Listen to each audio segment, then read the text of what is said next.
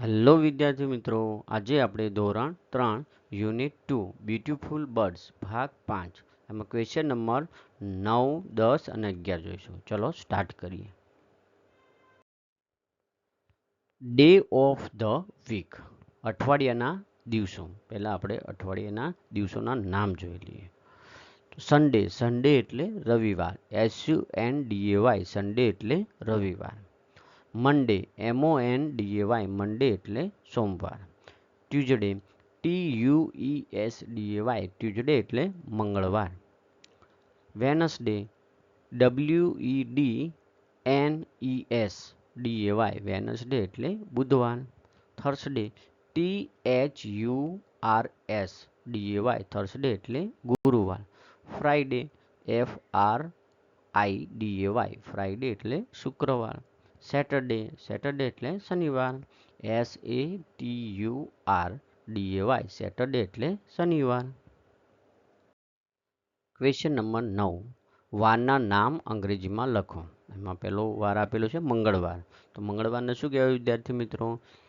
Tuesday, TUESDAY, Tuesday એટલે મંગળવાર. બીજો શું આપેલો, કયો વાર આપ્યો છે વિદ્યાર્થી મિત્રો? જો શનિવાર, તો શનિવાર એટલે શું કહેવાય? સેટરડે. શનિવારને શું કહેવાય વિદ્યાર્થી મિત્રો? સેટરડે, SATURDAY, સેટરડે એટલે શનિવાર. હવે ત્રીજા નંબરનું શું આપ્યું છે? ગુરુવાર, તો ગુરુવારને શું કહીશું? થર્સડે, THURSDAY, થર્સડે એટલે ગુરુવાર. હવે ફોરમાં રવિવાર, શું આપ્યું છે? રવિવાર, રવિવારને શું કહેવાય? સન્ડે, SUNDAY, સન્ડે એટલે રવિવાર. બુધવાર, બુધવાર એટલે શું કહેવાય? બુધવારને શું કહીશું આપણે વિદ્યાર્થી મિત્રો? વેનસડે, WEDNESDAY, વેનસડે એટલે બુધવાર. શુક્રવાર, શુક્રવારને શું કહેવાય? ફ્રાઈડે, FRIDAY, ફ્રાઈડે એટલે શુક્રવાર. સોમવાર, સોમવારને મંડે, MONDAY, મંડે એટલે સોમવાર. ક્વેશ્ચન નંબર 10, પ્રશ્નો વાંચી યોગ્ય ઉત્તર સામે રાઇટ કરો. એમાં પહેલો ક્વેશ્ચન છે, how many baby birds were there in a nest? એક માળામાં પક્ષીઓના કેટલા બચ્ચા હતા? 1, 2 કે 3? 1, 2 કે 3? તો શું આવે સાચો જવાબ? 3. તો 3ની સામે રાઇટ કરો. સેકન્ડ નંબરનો ક્વેશ્ચન છે, નેમ ધ બેબી બર્ડ્સ, પક્ષીઓના બચ્ચાના નામ આપો. તો બચ્ચાના નામ શું હતા? જેરી, બિલ્લી એન્ડ કેવી. શું હતા? સેકન્ડ નંબરમાં છે જેરી, બિલ્લી અને કેવી હતા. તો સેકન્ડ નંબરનો છે ને એની સામે રાઇટ કરો સેકન્ડ નંબરનો આન્સર. ઓકે, ચલો આગળ. હુ કમ ઇન ધ નેસ્ટ, માળામાં કોણ આવ્યું? સ્નેક, સ્પેરો કે પોપટ? સાપ આવ્યો, ચકલી આવી કે પોપટ આવ્યો? કોણ આવ્યું વિદ્યાર્થી મિત્રો? સ્નેક. તો પહેલો રાઈટ આન્સર છે સ્નેક. 4 નંબરનો ક્વેશ્ચન છે, who jumped out of the nest? માળાની બહાર કોણ કૂદી પડ્યું? તો એનો આન્સર છે લાસ્ટ, બિલ્લી એન્ડ કેવી. કોણ કૂદવું પડ્યું? બિલ્લી એન્ડ કેવી. તો લાસ્ટ નંબરનો સાચો છે, બિલ્લી એન્ડ કેવી. 5 નંબરનો ક્વેશ્ચન છે, what did the Billy and Kiwi do? Billy અને કેવીએ શું કર્યું?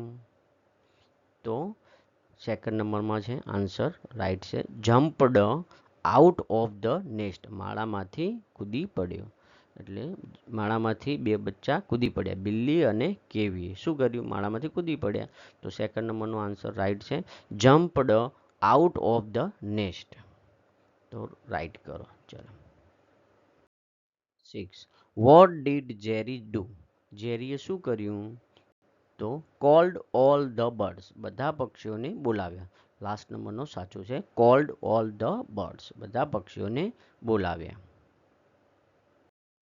7 નંબરનો ક્વેશ્ચન છે, what did the birds do? પક્ષીઓએ શું કર્યું?